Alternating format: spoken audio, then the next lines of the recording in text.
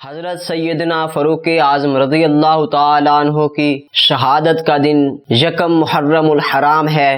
چونکہ یہ مہینہ محرم الحرام کا شروع ہوا ہے تو پہلی ہی تاریخ کو حضرت سیدنا فاروق اعظم رضی اللہ تعالیٰ عنہ کی شہادت کا دن ہے۔ آپ بڑی کمال ہستی تھی، آپ نے انسانیت کے قانون وضع کیے، آپ نے بہت بلند رتبہ پایا، آپ خلفائے راشدہ میں سے دوسرے خلیفہ تھے۔ آپ کے بارے میں حضور سرور کونین صلی اللہ علیہ وآلہ وسلم نے فرمایا کہ شیطان حضرت عمر فاروق کو دیکھ کے اپنا راستہ بدل لیتا ہے، گلی بدل لیتا ہے۔ یہ سیدنا فاروق اعظم کی شان ہے کہ جس کو دیکھ کے شیطان بھی اپنا راستہ بدل لیتا ہے۔ اور یہ واحد صحابی تھے کہ جنہوں نے اسلام قبول کرتے ہی آپ علیہ الصلوۃ والسلام سے فرمایا، یا رسول اللہ، یا حبیب اللہ، ہم لوگ سچے ہیں، اب ہم نے چھپ کے عبادت نہیں کرنی اور نہ ہی چھپ کے اسلام کی دعوت دینی ہے، بلکہ ہم اعلانیہ دعوت دیں گے لوگوں کو اور لوگوں کو اسلام کی طرف بلائیں گے۔ اب ہم کھلم کھلا اسلام کی دعوت دیں گے لوگوں کو، کسی سے ڈرنے کی کوئی ضرورت نہیں۔ اور آپ رضی اللہ تعالی عنہ کا اہل بیت سے انداز محبت وہ بھی انوکھا ہی تھا کہ جنگ میں سے جو مال غنیمت حاصل ہوا مسلمانوں کو تو حضرت سیدنا فاروق اعظم رضی اللہ تعالی عنہ تقسیم کر رہے تھے، ہر بندے کو 500 دینار دے رہے۔ آپ کے بیٹے کی باری آئی، 500 دینار دیے۔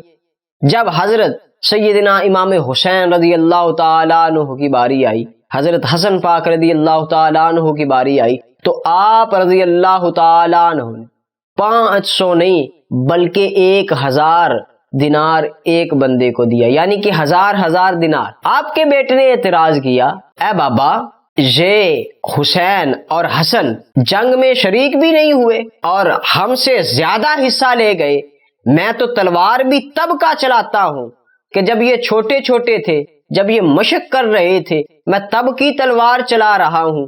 تو آپ نے آگے سے کیا کمال جملے کہے، آپ کہتے ہیں کہ اے بیٹا، تمہارے بابا کا نام کیا علی ہے؟ کیا تمہارے پاس سیدہ خاتون جنت جیسی ماں ہے؟ کیا حضرت محمد صلی اللہ علیہ وآلہ وسلم جیسا کوئی نانا ہے آپ کے پاس؟ کیا سیدنا خدیجۃ الکبریٰ جیسی نانی ہے؟ نہیں ہے نا، ان کے پاس ہے، اسی لیے ان کو یہ سارا کچھ عطا کیا ہے۔ ایک دفعہ حضرت امام حسین پاک رضی اللہ تعالیٰ عنہ آپ کے بیٹے کو یہ جملہ کہا کہ آپ کے ابا جان تو ہمارے غلام ہیں۔ حضرت سیدنا عمر فاروق رضی اللہ تعالیٰ عنہ کے بیٹے کو بڑا غصہ آیا۔ آپ گھر گئے، آپ نے اپنے بابا جان سے کہا، اے بابا جان، امیر المؤمنین آپ ہو، دور خلافت آپ کی چل رہی ہے، بابا جان امیر المؤمنین آپ ہیں، خلیفۃ المسلمین آپ ہیں، مگر حسین کیوں کہتے ہیں کہ آپ ہمارے نوکر ہیں، ہمارے نانا جان کے نوکر ہیں؟ کہا کہ یہ حسین نے جملہ بولا ہے۔ تو حضرت عبداللہ بن عمر کہتے کہ ہاں، یہ حسین نے جملہ بولا ہے۔ تو حضرت عمر رضی اللہ تعالی عنہ کے بیٹے کہتے ہیں کہ جی یہ امام حسین رضی اللہ تعالی عنہ نے جملہ کہا ہے کہ آپ کے ابا جان تو ہمارے غلام ہیں، کہا جاؤ پرچی پہ لکھوا کے لاؤ۔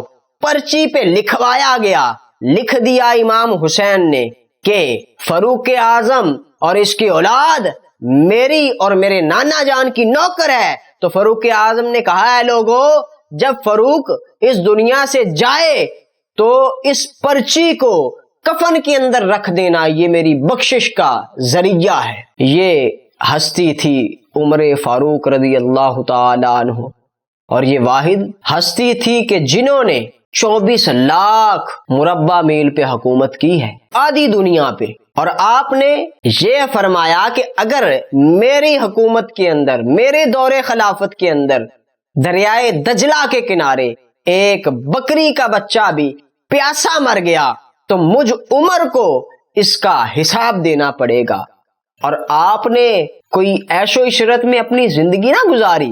آپ جب معمور دیکھتے تھے لوگوں کی تو صبح کے وقت مسجد نبوی کی چٹائی پہ بیٹھ کر لوگوں کے معاملات دیکھتے تھے، اور رات کو بھیس بدل کر مدینے کی گلیوں کے اندر چکر لگایا کرتے تھے۔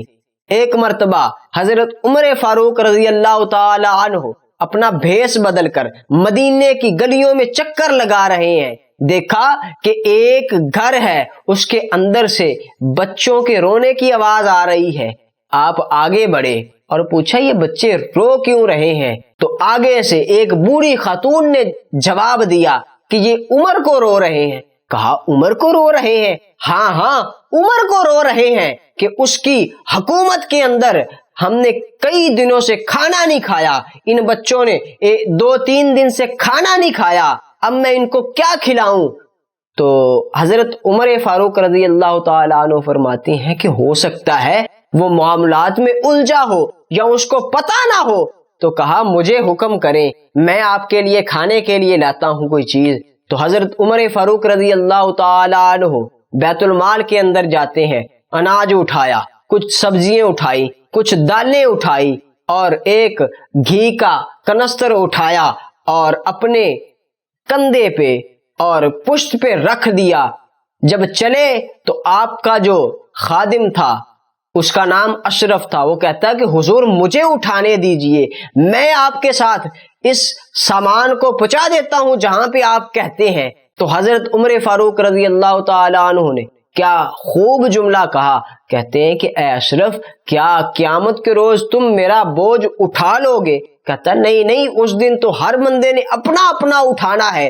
تو حضرت عمر فاروق رضی اللہ تعالی عنہ فرماتے ہیں پھر آج بھی مجھے اپنا بوجھ خود اٹھانے دے۔ جب حضرت عمر فاروق رضی اللہ تعالی عنہ اس بی بی کے گھر سارا سامان لے کے گئے، اس بی بی کو حضرت عمر فاروق رضی اللہ تعالی عنہ نے کہا کہ تم آٹا گوندو، اور خود سبزی وغیرہ کاٹنا شروع کر دی۔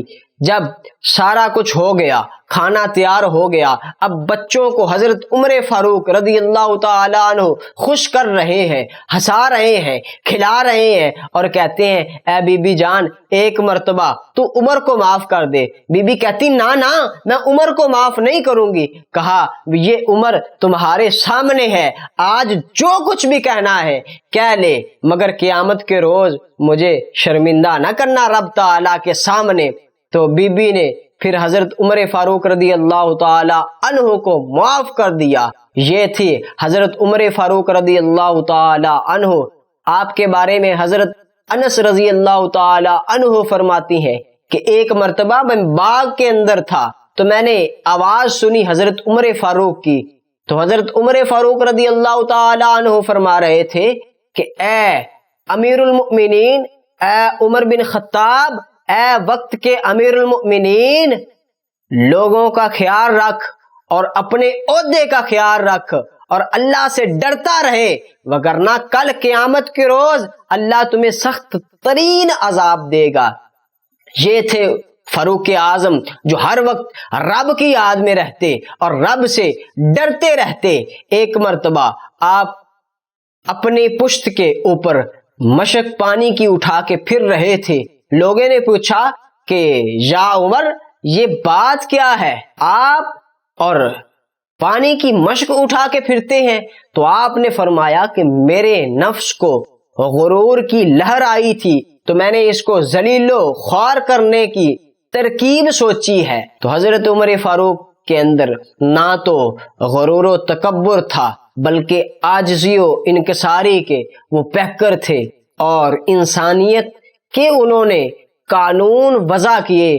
آپ کے خوف سے شیطان بھی کوسوں دور بھاگتا تھا، اور جب آپ کو شہید کیا گیا، لولو نامی شخص نے زہر آلودہ خنجر سے 2 دھاری خنجر سے آپ کے اوپر 3-4 وار کیے۔ فجر کا وقت تھا، فجر کے وقت آپ لوگوں کو نماز کے لیے بیدار کر رہے تھے، اور کئی روایات میں آتا ہے کہ نماز کے لیے کھڑے تھے تو آپ کے اوپر لولو نامی شخص نے حملہ کر دیا۔ کچھ ہی دیر آپ زندہ رہے، کچھ دنوں کے بعد آپ نے شہادت کا جام نوش فرما لیا۔